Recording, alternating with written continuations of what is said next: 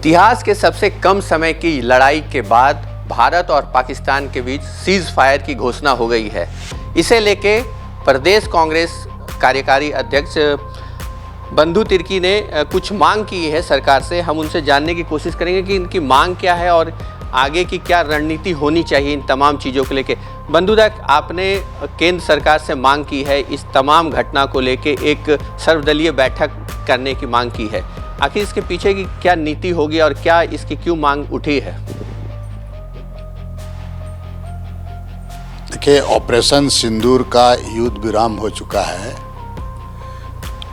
और ऐसी परिस्थिति में अब तुरंत सर्वदलीय बैठक होनी चाहिए और सर्वदलीय बैठक बुलाकर विशेष सत्र भी आहूत की जानी चाहिए और इसमें पूरे जो मामले हैं, पूरे घटनाक्रम को पूरा देश की जनता जानना चाहती है।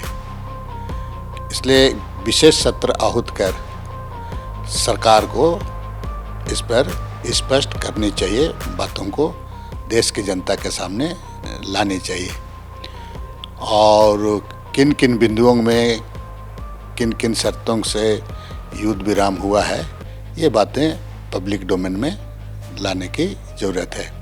इसलिए सर्वदलीय बैठक बुला करके इस पर विशेष सत्र आहूत किया जाना चाहिए ताकि सारे मामले देश की जनता को मालूम हो सके।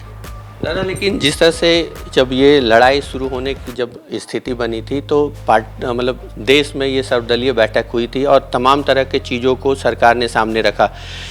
जिस तरह से लड़ाई चल रही थी उस बीच में भी लगातार प्रेस कॉन्फ्रेंस करके चीज़ों की स्थिति सामने क्लियर करने जा रहा था। लेकिन जिस तरह से सरकार चीज़ों को सामने लेके आया तो पार्टी अब विशेष तौर पे क्या देश प्रधानमंत्री से मांग करती है? देश के हित में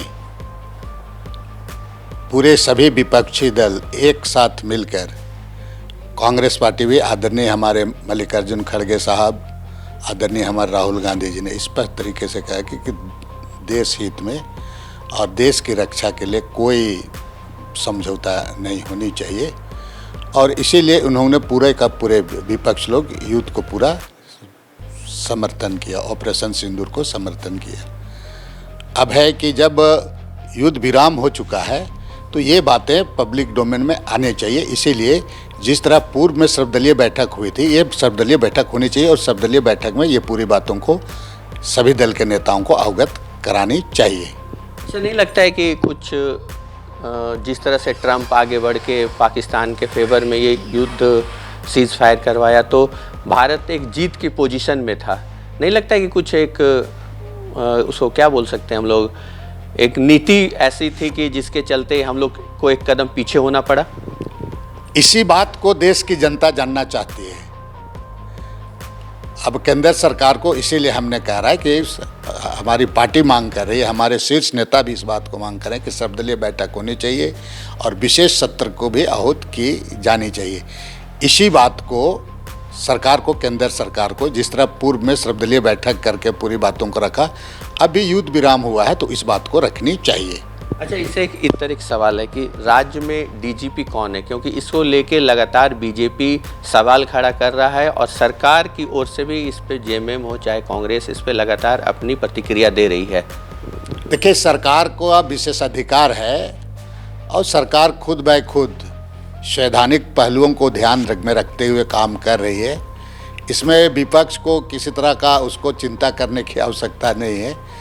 सरकार अपना काम कर रही है और कुछ भी काम सरकार करेगी तो चुनी हुई सरकार है, संवैधानिक रूप से काम करेगी और इसमें हड़बड़ाने की आवश्यकता नहीं है।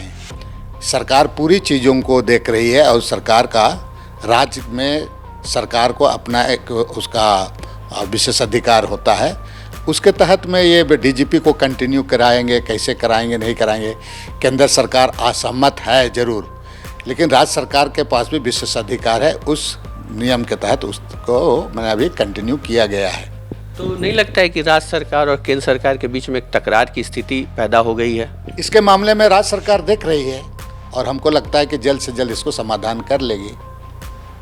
तो ये थे बंधु तिर्की, जिनका सीधे तौर पे कहना है वो चाहे सीज फायर मुद्दा हो या फिर राज्य में डीजीपी की स्थिति क्लियर होने का, इन तमाम चीज़ों को लेकर सरकार अपनी ओर से कार्य कर रही है। आने वाले दिनों में ये स्पष्ट हो जाएगा कि जो मामले हैं वो किस तरह से जो राज्य की जनता के सामने ये सामने आ जाएगा।